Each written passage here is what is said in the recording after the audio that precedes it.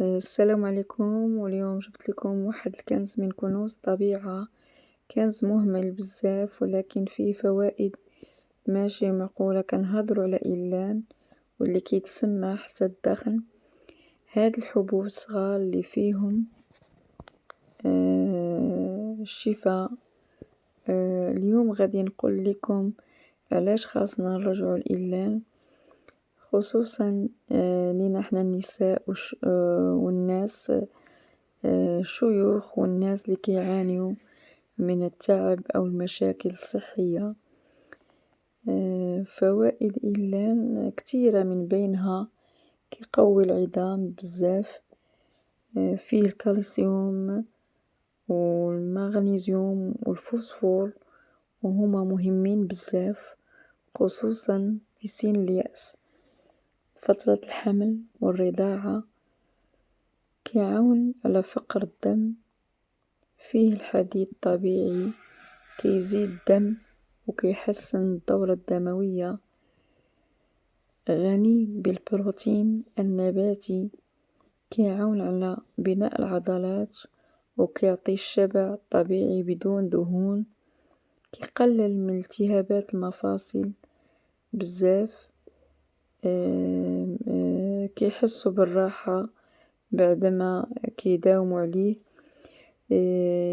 كينظم السكر الدم، مناسب للناس اللي عندهم داء السكري، حيث كيهضم ببطء وما كيطلعش السكر.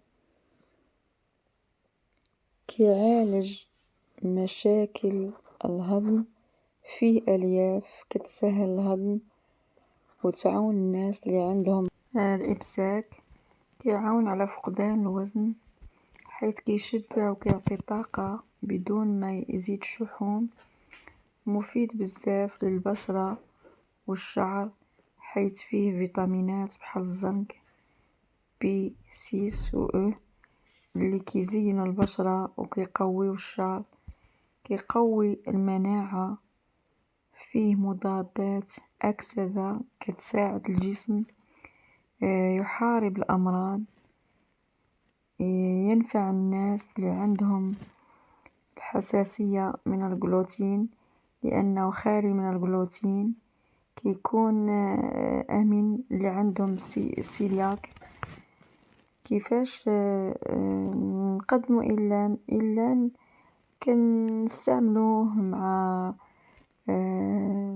طحين الشعير ومع الخبز مع حساء ومع الكيك والمملحات والحلوى الصحية. ولكن خاصنا نردوا البال للناس اللي عندهم مشاكل في الغدة الدرقية، يأخذوه بحذر. خاصو يطيب مزيان باش ما يديرش النفاخ. خاصنا نستهلكوه بتوازن.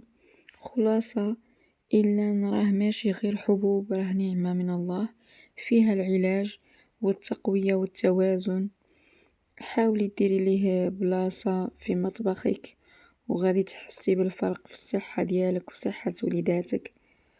اللي عجبك الفيديو ما تنسيش ديري لي لايك، وكتبي لي تجربتك مع إيلان، ومرحبا بكم في فيديو جديد إن شاء الله.